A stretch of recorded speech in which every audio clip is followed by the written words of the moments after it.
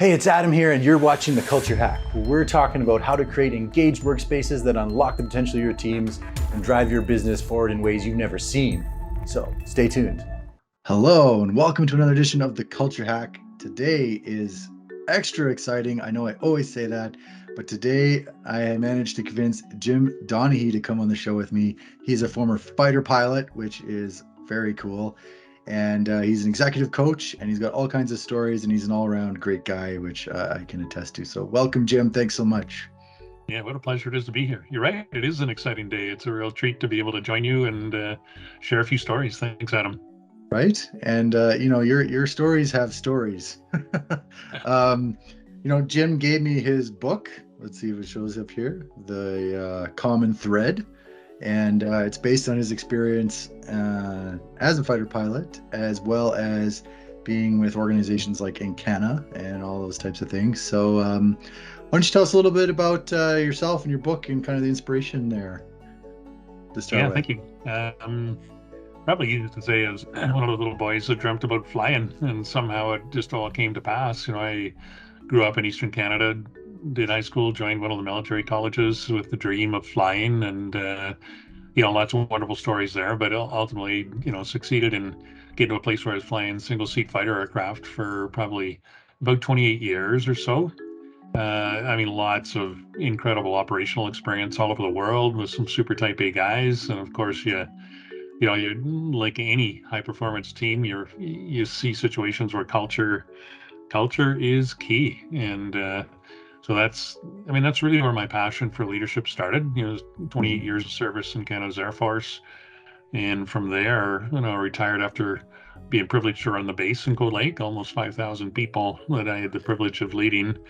Was hired into AEC, became Encana, ultimately sometime jokingly on the dark side as a regulator at the National Energy Board, and then out into pen growth, and working with executives all the way along, and transitioned into coaching. And so the book really was an opportunity to give back, and that's the chapter of my life that I'm in. I just love the opportunity to connect with folks, and it was intended to be something very pragmatic, very useful.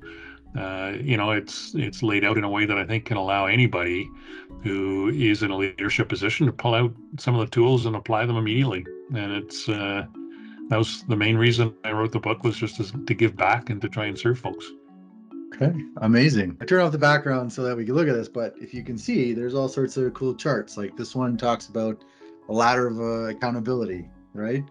And then there's some other great ones, right? Vision, view of the whole, all these kind of stuff, great checklists, like after action checklists and examples. And I thought that was really great that it's like, here, use it, right?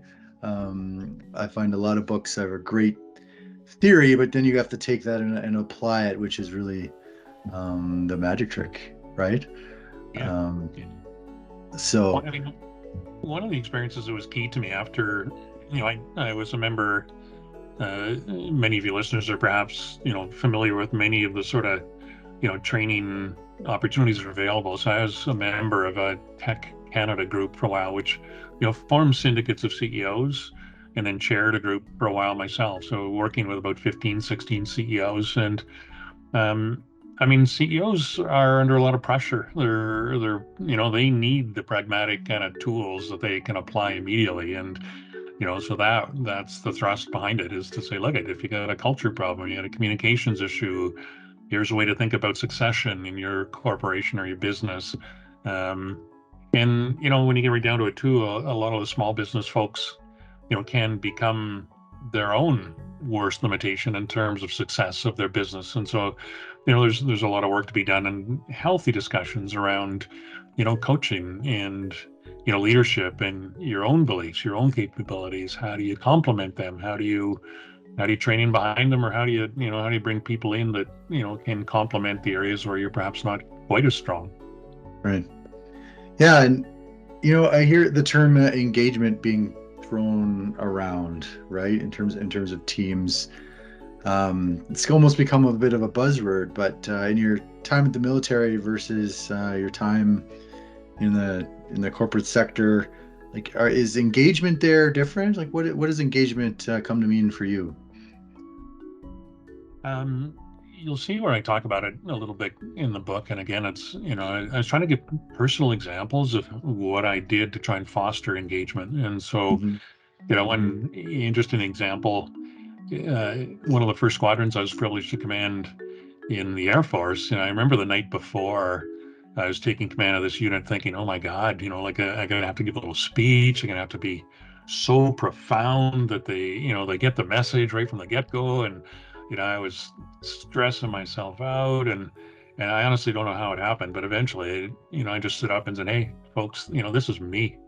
This is who I am. And I recognize that my mission over the next 2 years is A, to get to know you, each and every one of you, Hmm. and B, to create the circumstances within which you can excel. And so, from that point forward, engagement for me became literally, standing in front of the personnel board, learning the names of each and every one of those 300 personnel on the squadron of, I mean, even on a monthly basis, I would pen out a personal birthday wish to each of them, and if they were doing good, I'd comp them a day off on me, and if they didn't get the day off, then they knew there was another message behind it. But it was getting down to the floor, and I was demonstrating that what I'm the pilot, I'm the CEO, so to speak, but let me pick up a wrench with you. Let me demonstrate to you that I care deeply about, who you are, how you're being, and what the challenges are for you to be your very best. And so, there's, countless examples of things of that nature. And say, look, get in front of them and legitimately say, you know, I can't promise I'll fix every problem you ever tell me about, but I can Hmm. certainly promise if you don't tell me about them, they won't get fixed. I And like so, that. being demonstrating your own vulnerability, your own humanity, your care, and it doesn't matter how large the organization is, there are ways that you can do that. That was with 300, but ultimately you can be just as human with 5,000. Hmm. Interesting, because it does feel like I came from the world of, you know, 5,000 plus giant consulting firms, and there were certainly pockets of excellence where smaller teams really felt connected, but as a whole, there was often a disconnect between the message from the leadership and what you'd see a day to day. So, that to get from a team of 20 or 50 or 100 or whatever to 1,000 or 5,000, there's certainly some obstacles in terms of maintaining that connection. You talked about sending the birthday wishes and things like that. Are there any particular things that came up, like at Encana, for example, or at the AER Um, yeah, so it was NEB rather than or AER, NEBs? but Sorry. similar environment. And the NEB was a regulatory agency of about 350 people at the time that I was there also. So, very comparable to that other example that I gave. Mm-hmm. But when you talk about Encana, what was really fascinating there was, I joined uh, prior to the merger between the Alberta Energy Company and Pan Canadian, which came together to form Encana.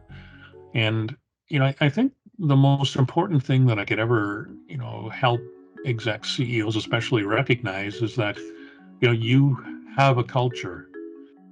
Whether it's the one you want or not is Mm-hmm. up to you. And so, do you just take that whole thing for granted, or do you actually spend any time thinking about, like, how do I form this culture? How does it, like, what is it that shapes a culture? There's a system of organizational processes, leadership, which is foremost amongst those, that is absolutely key to setting the culture that you want. In that instance, coming through the merger, I was reporting pretty directly to Gwen Morgan, who was the CEO at the time, and it was so beautiful because he actually set out a document that it just set out almost like a manifesto. Here's what I expect. Here's what we will accept. Here's what we will not accept. establish the boundaries of the way you want to work with your culture. Here's what's good, here's what's not good. Here's what respect means, here's what it doesn't mean, here's how we will treat one another. And so, at times you can say that it gets a little bit dramatic in terms of how you're going to roll these things out. But, what's key, absolutely, as a leader, especially as a CEO, is speaking to it. I find too often, and I have great respect for HR leaders, but they, and rightly, they want to own culture, but culture belongs to the CEO. The culture within an organization will never be any better than the culture that exists on the executive team. And so, having those kinds of conversations, understanding that, and you can use surveys, you can use all kinds of vehicles through which to get the information. But what's most important is for you to get out of the ivory tower and go talk to people. Feel, and that actually you mentioned briefly that ladder of accountability is a beautiful one, because you can tell very quickly based on the sort of language that people are using in the conversations as you interact with them, where they reside on that ladder of accountability and how bought in they are to what you want to achieve. I remember once I worked at General Dynamics, speaking of military, and the the general manager, the head of the building, of course I knew who he was, but he walked by me in the hallway once, and it happened to be the 1 year anniversary of me working there, and he said, "Oh, hey Adam, congrats for being on your for being here a year." And I was floored, and my engagement and energy, and it went for like a week. It just skyrocketed. And I found out later that that was part of their program. Each of the leadership team got reminders if it was someone's anniversary or birthday or whatever, so that they could do things like that. But what a small gesture, which profoundly impacted my perception of what I did and my importance at the company. Right? It's important. It's important to do it in a way that it's not just a gesture, right? It's got to be, it's got to be sincere. It's got to be authentic, and it's not like, a pass by in the hallway, but but it makes a huge difference. And there's a quote that I put in the book, again trying to emphasize it in terms of how I wrote it, that says, as a leader, if you can't get to a place where the people who report to you matter at least as much as you do to yourself, you'll never be anything more than a manager. And I think people crave for leadership when you can demonstrate truly and sincerely that you care about them and their own success. Magic happens, and that's what's going to make the difference between trying to lead an organization through an Excel spreadsheet or truly engage hearts and minds in order to make a difference. Right. Well, and I think that's beautifully put, right? The magic happens, but you can't care about others and be empathetic about others until you, like you said, care about yourself. So there's an internal journey that I think happens as we excel or grow in our own leadership journeys. Yeah, and I just to be clear, the point that I was making is that I want you to care at least as much, if not more, about the people you're leading than you do yourself. They need to know you're looking out for them. So we've had a lot of change in the last few years. We have hybrid workforces now. We've got a shift to virtual teams and in person, and now we got things like AI rearing its ugly head. And what do you see for the future of engagement for companies? How will leaders have to adapt going forward? Yeah, I mean, you pose such a fascinating question, because it's really, we're in the heart of it. We're in the thick of it now. And, there's a lot of companies that are struggling with, do we, with what frequency do we pull people back to the workplace? Do we perhaps even need bricks and mortar workplaces any longer? So for a leader, I think it's going to be even more important to be able to reach out, and it may be even one-on-one sort of Zoomish or team type sessions and so on. But I mean, you still have to find a way to connect personally with that individual in order to make it, in order to solidify. There's got to be a social contract rather than just an objective kind of work product contract that exists. Excuse me. So, I think that's the sort of challenge that we're going to face going forward. I mean, AI, as I see it at the moment, I mean, it will develop work products very quickly, very beautifully, and so on. Mhm. But you still need to be able to touch the people behind that in order to, foster the type of collaboration, the cooperation, the curiosity, the sharing of ideas, all of those team-based attributes will Mhm. be no less important, and the leader will be stretched even further to find a way to bring them into being. Right. So I think, to sum up, engagement is a verb. It's not just a kind of mythical idea. It's something you need to do, and you got to get to work, essentially. Absolutely. Right? Okay. Yeah. Yeah. Fantastic. Well, Jim, I really enjoyed reading your book. I have a bunch of notes on it, and yeah, I hope other people will pick it up and get some gems out of there. So I just want to say thank you so much for taking the time, and I really appreciate it. Yeah, it's my pleasure. And if any of your listeners wanted to reach out, I'd love to engage at any point. They can reach me at my name, Jim Donihee at gmail.com, or drop me a quick text or something at a phone number, 403-608-9003. Thank you, Okay. Adam. I appreciate the fine work that you're doing, and really applaud your attention to culture, because my personal bias is that culture kicks butt and spreadsheets not so. Okay. I think what a great way to send it off there. Thanks, Jim. Okay, thank you so much. Hey, thanks for watching The Culture Hack. Do you want to chat culture and engagement? Give us a call and come on the show.